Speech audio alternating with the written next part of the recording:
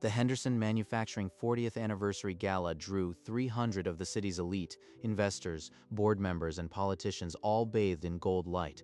Inside, the ballroom hummed with expectation as David Henderson, the founder, strode to the podium, his silver hair catching the spotlight.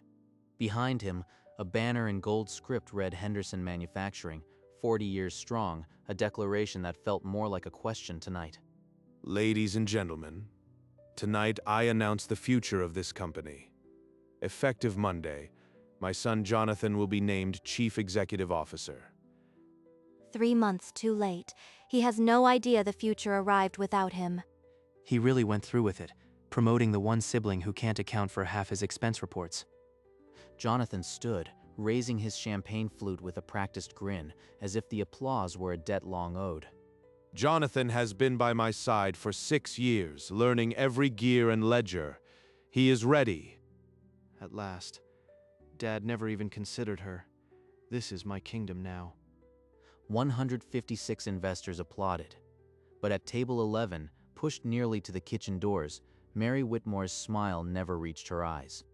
Learning every gear and ledger. Right? Jonathan learned how to hide a shortfall by age 17. The memory surfaced without asking. A 10-year-old Mary watching her father teach Jonathan how to golf. Not now, Mary.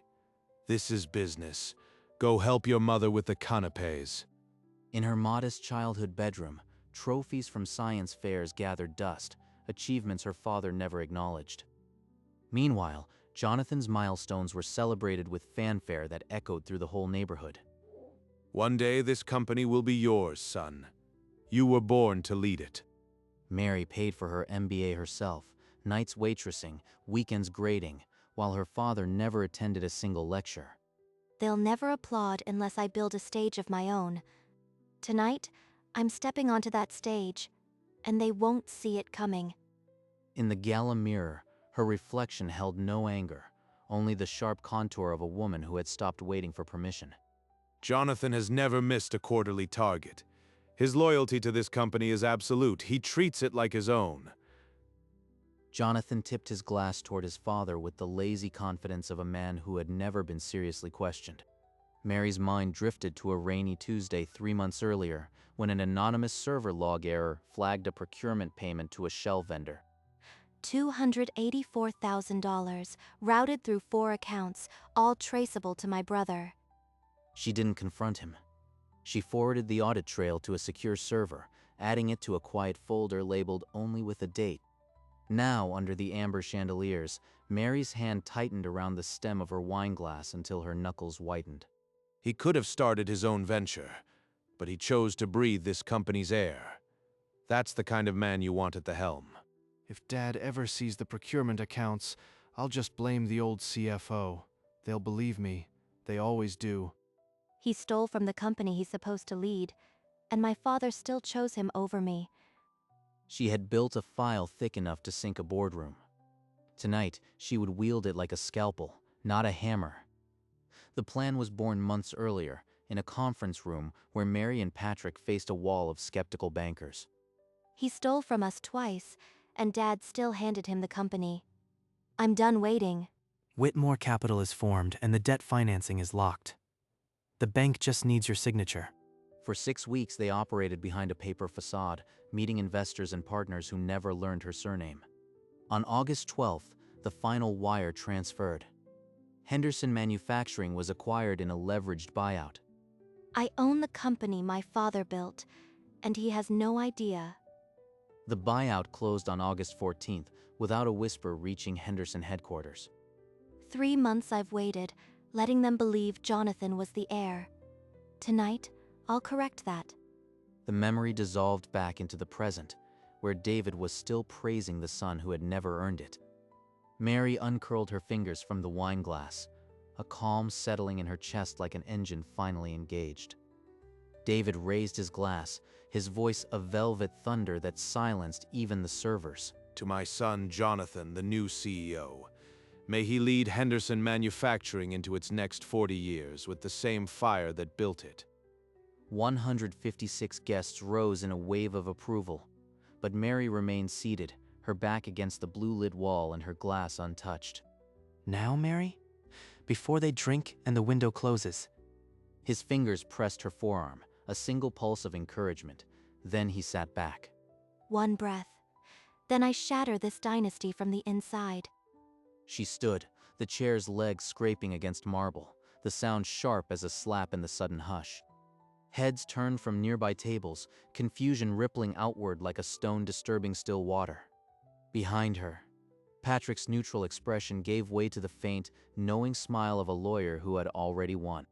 On the stage, David's toast-lowered arm froze. His reflection warped in the water glass beside the microphone, a face beginning to crack. Murmurs chased Mary's heels as she passed the front tables.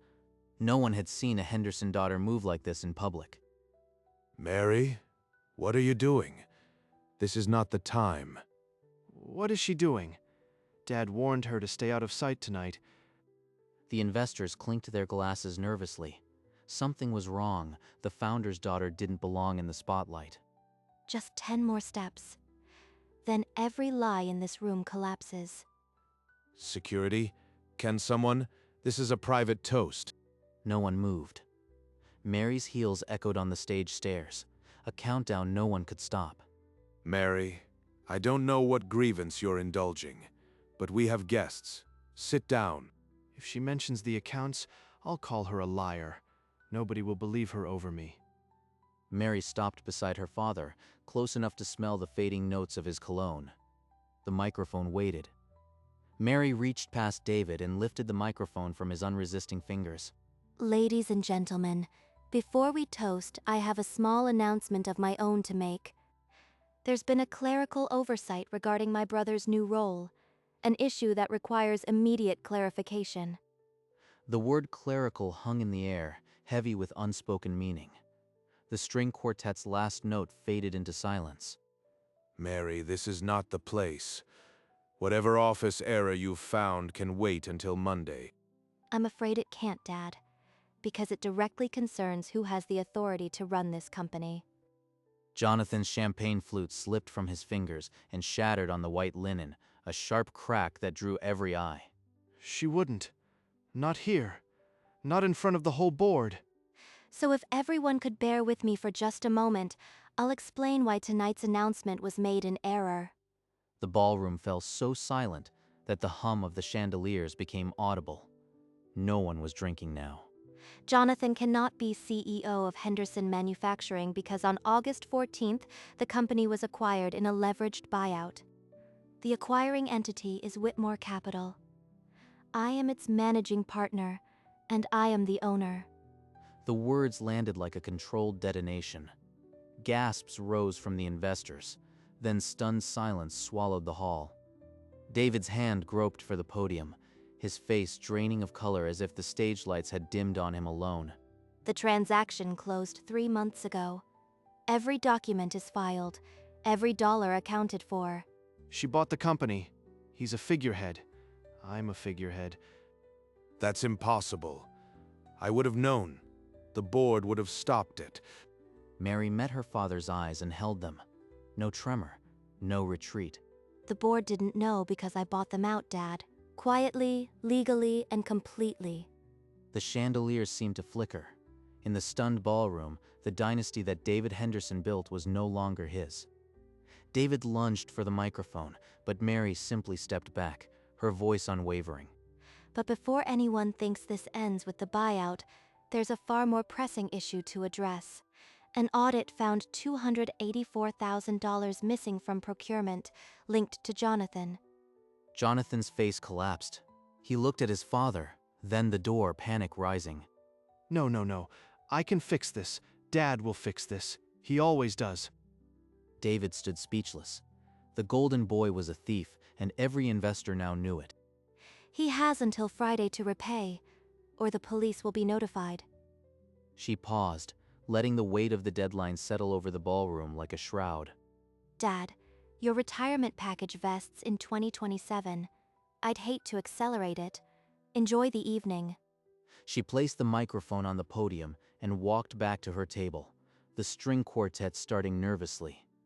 Backstage, the sound engineer killed the feed, but the words had already seared through every corner of the ballroom. Mary passed through the stunned guests, her expression unreadable, the blue light catching the gold necklace that didn't tremble. The string quartet, cued by habit, began a hesitant waltz that no one danced to. You were perfect.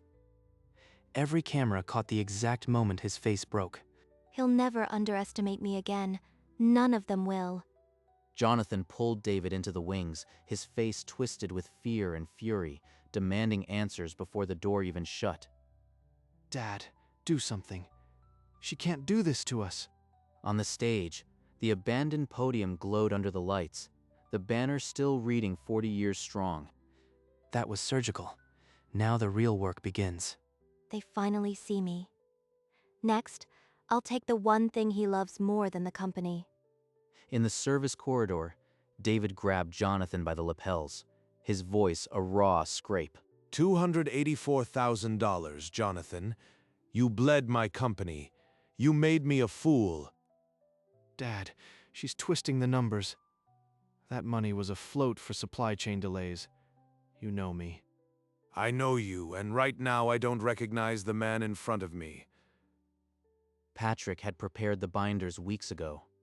Now, in the ballroom, they were being handed to every board member.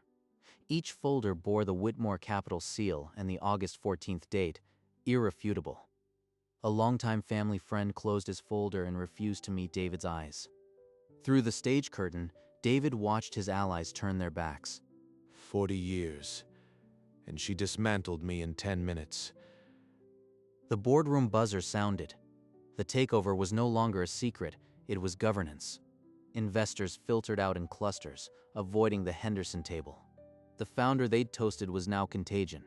David climbed the back stairs alone, collar askew, never once looking back at the empire he had lost. Jonathan slipped through a service door, his face still sheet white under the exit sign, not stopping for anyone. He ran like a boy caught stealing cookies, only the cookies were $250,000. Shall we? The valet is waiting. Give it a moment. I want to remember this room exactly as it is. The silence, the empty glasses, their faces. She lifted her still full champagne and took the first sip of the evening, the bubbles sharp and victorious. Patrick's hand found hers on the linen, a quiet anchor in the aftermath of her public detonation. 40 years of his legacy, dismantled in the time it takes to sip champagne. Outside, the valet brought the car under a moonless sky. The Henderson dynasty had ended. Hers had just begun.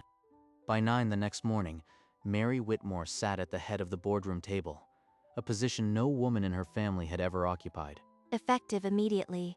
The executive committee is dissolved. I'll appoint a new slate by noon. 3 of David's longest-serving directors were handed severance letters before the coffee cooled. This company has been run on loyalty, not numbers. That ends today. I need performance, not nostalgia. David Henderson was not in the room, and not a single director asked where he was. The board voted unanimously to ratify your chairmanship. 14-0. 14-0. Even his oldest friends know which way the wind blows now. They signed the new bylaws without amendment, the Whitmore Capital letterhead replacing Henderson's on every document. She's gutting my company, and they're applauding. Mary adjusted the cuff of her blazer and opened a new document, the first of many that would erase her father's name from the company's DNA. For 3 days, Jonathan liquidated every asset his father hadn't given him: the sports car, the condo deposit, $17,000 from a college friend. I called everyone. They all knew. I could hear the pity in their voices. By Thursday evening, he had scraped together just over $200,000, still $84,000 short. The only person who could cover the gap was the same man he had begged to shield him backstage. David listened to his son's rambling plea in the dark study, the decanter beside him empty for the first time in years. I'll call her. She has to give us time. She can't do this to her own blood. Mary's phone lit up on the desk. She stared at the caller ID, then answered with a single flat syllable. Yes, David. Mary, please. He's your brother. Give him another month. I'll find the money myself if I have to. He had every chance, David. This isn't a negotiation. Friday. The clock doesn't stop. A week after the gala, Patrick entered Mary's office holding a foreclosure alert from the county recorder. David's Lake Tahoe house, the one you called his real office, is 3 payments behind. The bank's about to call the note. That house. He refused to let me visit as a child. Said it was business only. She remembered the snapshots Jonathan posted every summer, the dock, the boat, her father's arm around him while she stayed home with a sitter. He loves that house more than he ever loved his own daughter. The mortgage holder is a small regional bank. They'd sell the note at a discount to avoid the hassle. Buy it. Use the same structure we used for the company. Write it under a subsidiary so his name never shows. Patrick nodded and left to draft the offer. The wire transfer would be a small fraction of her war chest, but the damage would be absolute. He took everything from me. Now I'll take the last thing he has. By Friday, the transfer was authorized. The vacation home was now under the quiet control of Whitmore Capital. Monday morning, the Henderson HR director filed the police referral. Jonathan's repayment window had closed. She actually called them. My sister sent the police after me. Lower-level employees watched through glass partitions as the founder's son was walked out under silence. Hours later, a certified letter arrived for David Henderson, postmarked from a bank he'd never heard of. Notice of debt acquisition and intent to foreclose. They bought my lake house. Today, my brother learned what accountability means, and my father learned what it feels like to lose the thing he loves. A crew replaced his name on the mailbox with "For sale by owner." The lakefront views no longer belonged to the Henderson line. Who would buy a vacation home I can't afford? This isn't coincidence. It's her. It has to be. Mary closed her laptop, the satisfaction settling like a stone at the bottom of a well. 3 weeks later, David would move into a subsidized one-bedroom, still searching for the face behind his ruin. 3 weeks after the foreclosure, Mary unlocked the lake house door alone. No realtor, no husband, just the key and the silence. I was never invited here. Every summer I stayed in the city while they played the perfect family. The great room still carried traces of his arrogance, a trophy case for Jonathan's sailing medals, none for her. He hung Jonathan's promotion photo on that wall. Now, it's just drywall. In the kitchen, a box of china still sat in bubble wrap, bought for dinner parties that never came. They prepared for everyone except me. She pushed open the French doors and stepped onto the porch. The lake spread before her, indifferent to 30 years of Henderson history. I own the sunrise he watched every morning. I own the boat slip he said I'd never use. The key pressed into her palm. This silence was heavier than any applause she'd ever received. She didn't smile yet. She just breathed, the cold air filling the space her resentment had occupied for decades. Her phone buzzed against the porch railing. The caller ID read David Henderson. You figured it out. You took my company. You sent your brother to the police. And now my house? His voice cracked on the last word, a sound she had never heard from him. A business decision, David. You taught me never to mix family and finance. Silence stretched across the line. She could hear his ragged breath. I gave you everything, and you destroyed me. You gave me a seat at the back of the room and a son who stole from you. I built the rest myself. The line went dead. She didn't wait for a reply. Mary looked back at the water, and for the first time, the smile reached her eyes. The sunset bled orange across the lake, the same shore David had gazed at for 30 years. Under her leadership, Henderson Manufacturing had already posted a 15% profit increase. The investors who had toasted Jonathan now called her office first. He left me nothing but resentment. I turned it into a legacy. She had taken everything her father loved, his company, his reputation, his retreat, and restored it under a name he'd never speak aloud. No guilt, no hesitation, only the quiet, earned satisfaction of a plan perfectly executed. The Henderson dynasty had ended. The Whitmore era had begun. She turned from the water, the key still warm in her palm, and walked back into a house that now echoed only her own footsteps. A 15% profit surge, a brother under investigation, a father in a one-bedroom, and a lake house that was finally, fully hers. The smirk that had once hidden fury now held only peace. In a one-room apartment on the city's edge, David Henderson sat alone. His phone hadn't rung in weeks. The board, the investors, the friends, all silent. A single framed photo stood on the windowsill, a younger David with his arm around a teenage Mary and Jonathan. In the picture, Mary was 12. She was smiling. He couldn't remember the last time she smiled at him. I told her it was business, but she was my daughter. The radiator clicked. Outside, a bus groaned past. He didn't move. He had built an empire, then fed it to the wrong child while the right one starved. She didn't destroy me. I destroyed myself. She just finished the job. No one was coming. No rescue, no reversal, no second chance. He sat in the dark until the sun set, the silence heavier than any applause ever was. In the renovated Henderson manufacturing suite, morning light cut across the new Whitmore Capital letterhead on every document. Her assistant slid a quarterly report onto the desk. Margins bold, profits up 15%. Another record. Dad never broke 10. She uncapped a pen, the same model her father had used for 40 years, and signed the new brand identity resolution. Next to the report, a stack of fresh business cards read Mary Whitmore, managing partner. There was no Henderson to be found. Now those numbers belong to me. I earned every digit. The final stroke was a flourish, the last signature on a plan that had taken 3 years to write. I didn't inherit a dynasty. I built one. She turned her chair toward the window. Outside, the old Henderson sign was being lowered by a crane.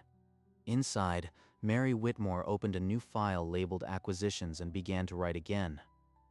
In the boardroom, 12 directors watched Mary Whitmore lean back in the chair that had been David Henderson's for 4 decades. Legacy isn't given. It's built. And for the first time, this company is building on merit, not memory. No one interrupted. The silence was not the hush of the gala. It was the weight of acceptance. She had taken every slight, every dismissal, and forged a weapon so precise they never saw it coming. The smirk returned, not the hidden one from table 11, but an earned confidence that filled the room. He thought he was passing on a kingdom. He was handing me the keys to his prison, and I turned it into my empire. The file labeled Acquisitions lay open on the table. There were 3 new targets listed, none of them belonging to her father. A long pause. Then the eldest director raised his pen and signed the resolution she had drafted. One by one, the others followed. Whitmore Capital was no longer a secret. It was the future. Mary Whitmore leaned forward, and the camera held on the smirk that had never truly been a question. Fade to black.